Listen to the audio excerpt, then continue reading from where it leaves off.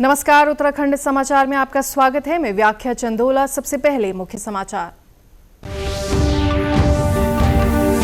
राष्ट्रीय विधिक सेवा प्राधिकरण की ओर से चंपावत में लोक अदालत का आयोजन। समाधान के लिए 290 से अधिक वाद समझौते के आधार पर किया गया वादों का निस्तारण।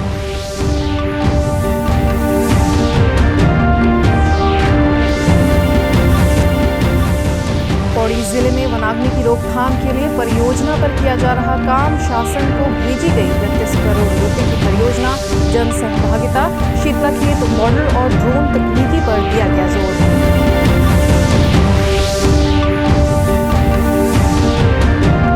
और रुड़की के भगवानपुर में भारतीय मानक ब्यूरो ने आयोजित की उद्योग जागरूकता कार्यशाला। राज्यसभा सांसद नरेश बंसल ने किया शुभारंभ। उद्योग जगत के लोगों को दी गई विभिन्न जानकारियां। अब समाचार विस्तार से। राष्ट्रीय विधिक सेवा प्राधिकरण की ओर से चंपावत में लोक अदालत का आयोजन कर विभिन्न वादों का निस्तारण किया गया। जिला न्यायालय परिसर चंपावत और तहसील न्यायालय टनकपुर में आयोजित लोक अदालत के तहत वाहन दुर्घटना, घरेलू हिंसा, संपत्ति विवाद, वैवाहिक और आपराधिक मामलों के साथ ही बीमा व बैंक ऋण संबंधी मामलों का आपसी समझौते के तहत समाधान किया गया। जिला विधिक सेवा प्राधिकरण के सचिव भवदीप रावते ने बताया कि लोक अदालतों के माध्यम से विभिन्न वादों का निस्तारण समझौतों के आधार पर किया गया। लोक अदालतों में जो कोर्ट फीस होती है वे वापस हो जाती है, साथ ही जुर्माने में न्यूनतम फीस ली जाती है। उन्होंने बताया कि लोक अदालतों में से 290 से अधिक मामले आए थे। चंपावत पूरे ज़िले में चंपावत, लोहाघाट और इन तहसीलों के लिए चंपावत हेडक्वार्टर पर, इसके साथ ही साथ जो लोक अदालत है वो टनकपुर में भी, टनकपुर क्षेत्र और बनबसा के लिए आयोजित की जा रही है, जिसमें लोगों को लोक अदालत के माध्यम से राहत दी जा रही है। उनके मामले समझौते के आधार पर तय किए जा रहे हैं। लोक अदालत की अच्छी बात ये होती है कि इन मामलों में जो ऐसे कोर्ट फीस होती है वो वापस हो जाती है सरकार की तरफ से। जो जुर्माने आरटीओ और पुलिस के चालानों में होते हैं उसमें न्यूनतम जुर्माने से उनकी कार्रवाई की जाती है। इसके अलावा अन्य प्रकार के जो वैवाहिक मामले हैं, आपराधिक मामले हैं जिनमें समझौते हो जाते हैं, तो इसके माध्यम से लोगों को लोक अदालत का ज़्यादा से ज़्यादा। पौड़ी जिले में वनाग्नि की रोकथाम के लिए परियोजना पर काम किया जा रहा है। इसको लेकर जिलाधिकारी डॉक्टर आशीष चौहान ने बैठक ली। 31 करोड़ रुपए लागत की इस परियोजना में जन सहभागिता, शीतलखेत मॉडल और ड्रोन तकनीकी का उपयोग किया जाएगा। वर्तमान में कंट्रोल बर्निंग हमारी स्टार्ट हो गई और लास्ट ईयर का हमारा जो फायर सीजन था वो काफ़ी चैलेंजिंग था। इसी क्रम में हमारा जो डिस्ट्रिक्ट फायर मैनेजमेंट प्लान है वो आज अप्रूव किया गया।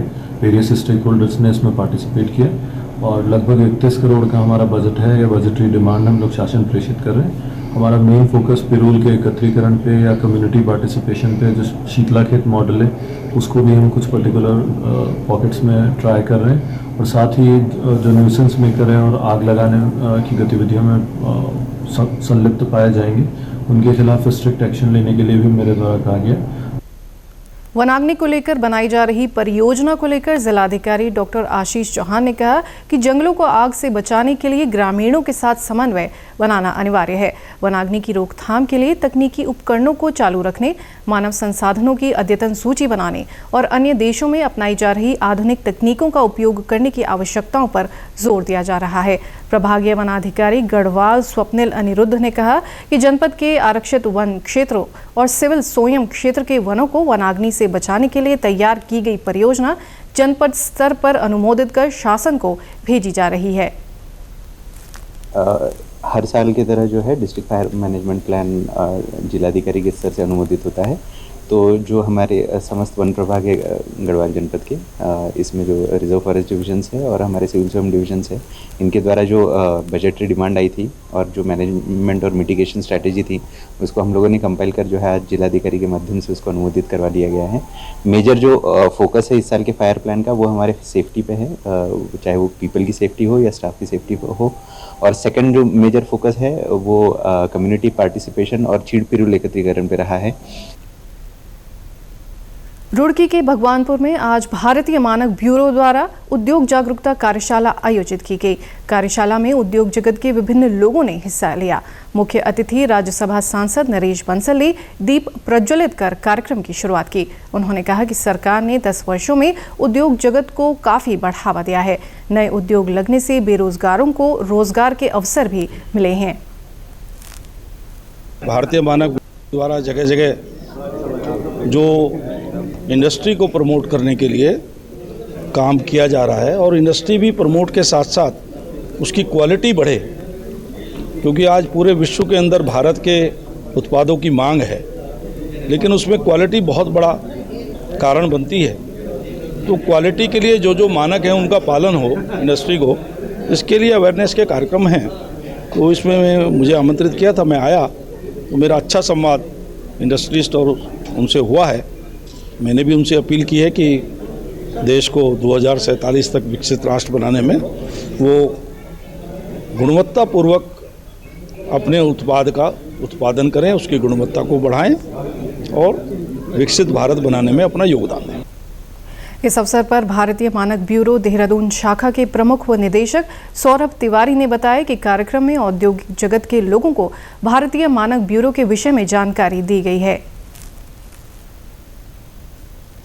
आज एक हमारे जो एमएसएमई सेक्टर खासकर उन्हीं के ऊपर ध्यान रखते हुए हमने एक भगवानपुर में जितनी भी औद्योगिक इकाइयाँ हैं उनके साथ जागरूकता कार्यक्रम किया है। जागरूकता भारतीय मानकों के बारे में, कैसे उन मानकों का उपयोग कर हम बेस्ट क्वालिटी प्रोडक्ट्स बना सकते हैं, उसके लिए आज एक वर्कशॉप यहाँ पे आयोजित की गई है। इसमें मुख्यतः जहाँ तक हमारी संज्ञान में है कि जो भी औद्योगिक घराने रुड़की क्षेत्र में, भगवानपुर क्षेत्र में हैं, उसमें से अमूमन सभी के पास भारतीय मानक ब्यूरो के लाइसेंस है, परंतु ऐसे भी कई औद्योगिक घराने हैं जो कि फार्मा से जुड़े हुए हैं या कॉस्मेटिक से जुड़े हैं, जिसके लिए अलग रेगुलेटरी बॉडीज़ हैं। बट संदेश हमारा सबको यही रहेगा कि कोई भी मानक उससे संबंधित हो उनका अनुपालन जरूर किया जाए, क्योंकि बेस्ट क्वालिटी प्रोडक्ट का ही मार्केट आज की तारीख में सबसे ज़्यादा जो है इम्पॉर्टेंट है। अदरवाइज उपभोक्ता जो है आज जागरूक हो चुका है और इतने तरह के डिजिटल प्लेटफॉर्म्स हैं कि उनको हम चीट नहीं कर सकते। सब स्टैंडर्ड प्रोडक्ट देकर हम अपना कोई लाभ नहीं ले सकते। बागेश्वर के कन्याली कोट में आज जनसामान्य की समस्याओं के निस्तारण के लिए जिला प्रशासन द्वारा बहुउद्देशीय शिविर आयोजित किया गया। शिविर में कुल 46 शिकायतें दर्ज हुई, जिनमें बिजली, पानी, प्रधानमंत्री आवास, सिंचाई, नहर व सड़क मार्ग से संबंधित शिकायतें सबसे अधिक थी। अधिकांश शिकायतों का निस्तारण मौके पर ही कर दिया गया। इस दौरान क्षेत्रीय विधायक सुरेश गड़िया ने कहा कि सरकार की योजनाओं का लाभ अंतिम छोर के व्यक्ति तक पहुँचाने के लिए लगातार प्रयास किया जा रहा है। आज बहुउद्देशीय शिविर हमारे नॉन कन्याली कोट के इंटर कॉलेज में लगाया गया और बहुत बड़ी संख्या में हमारी मातृशक्ति यहाँ आई थी। हमारे बुजुर्ग और हमारे जो दिव्यांग जो जन हैं वो भी यहाँ पहुँचे थे और यहाँ पर सभी लोगों को जो दिव्यांग सर्टिफिकेट वो जारी कर दिया है और जो उनको पेंशन मिलनी है वो भी तत्काल प्रभाव से उसको बोल दिया है जिला समाज कल्याण अधिकारी जी को। और जिला अधिकारी जी के नेतृत्व में सभी विभागों के विभागाध्यक्ष यहाँ उपस्थित थे और यहाँ पर जो मूलभूत जो समस्याएं थी तो 46 समस्याओं का यहाँ पर आई थी, जिसमें से 18 समस्याओं का निराकरण मौके पर ही करा दिया। जिलाधिकारी आशीष भटगाई ने शिविर में आई शिकायतों का निस्तारण 1 सप्ताह के भीतर करने के निर्देश अधिकारियों को दिए हैं। कई शिकायतें ऐसी थी जो विभिन्न विभागों से संबंधित हैं, जिनमें विभिन्न विभागों को एक टाइमलाइन दिया गया है कि विदिन ए वीक उसका निस्तारण करते हुए जो संबंधित शिकायत करता है उनको भी अवगत कराएंगे। आगामी 19 से 23 दिसंबर तक टिहरी बांध जलाशय में एक्रो वर्ल्ड चैंपियनशिप और एरो शो का आयोजन किया जाएगा। क्षेत्र को पैराग्लाइडिंग डेस्टिनेशन बनाने के लिए ये पहल की गई है। आयोजन में विश्व एक्रो प्रतियोगिता के साथ ही भारतीय पायलटों के लिए राष्ट्रीय SIV चैंपियनशिप भी कराई जाएगी। आयोजन को आकर्षक बनाने और जन सहभागिता के लिए स्थानीय और अन्य लोगों को भी निःशुल्क पैराग्लाइडिंग फ्लाइंग कराई जाएगी। इसके लिए निःशुल्क रजिस्ट्रेशन करना होगा। यही नहीं, मनोरंजन के लिए पैराग्लाइडिंग, एरो शो और बेस जंपिंग का भी प्रदर्शन किया जाएगा। इस चैंपियनशिप के लिए 25 विदेशी एक्रो पायलट, 50 भारतीय SIV पायलट, 25 टैंडम पायलट और 5 बेस जंपरों के प्रतिभाग करने का अनुमान है। प्रतियोगिताओं के लिए पर्यटन विभाग की ओर से 14.5 लाख रुपए के पुरस्कार दिए जाएंगे। वर्ल्ड चैंपियनशिप में प्रथम विजेता को 5 लाख, उप विजेता को 3 लाख, तृतीय स्थान पर रहने वाले प्रतिभागी को 2 लाख, वहीं राष्ट्रीय SIV प्रतियोगिता के विजेता को 2 लाख, उप विजेता को 1.5 लाख और तृतीय स्थान पर रहने वाले प्रतिभागी को 1 लाख रुपए का नकद पुरस्कार दिया जाएगा।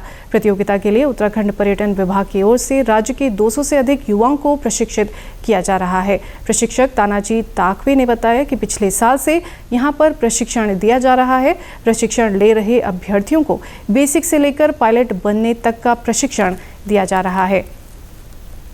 देश के सार्वजनिक प्रसारक प्रसार भारती ने OTT प्लेटफॉर्म के क्षेत्र में कदम रखते हुए हाल ही में वेव्स की शुरुआत की है। ये डिजिटल मीडिया और OTT दर्शकों को एक संपूर्ण इंफोटेनमेंट इकोसिस्टम देता है। अगर आपको भी चाहिए फ्री में शानदार कंटेंट तो आज ही डाउनलोड करें। QR कोड के जरिए भी वेव्स ऐप डाउनलोड की जा सकती है। इसके साथ ही अभी तक के समाचार समाप्त हुए। दूरदर्शन समाचारों से जुड़े रहें। मिलते हैं फिर शाम 6:30 बजे के बुलेटिन में। नमस्कार।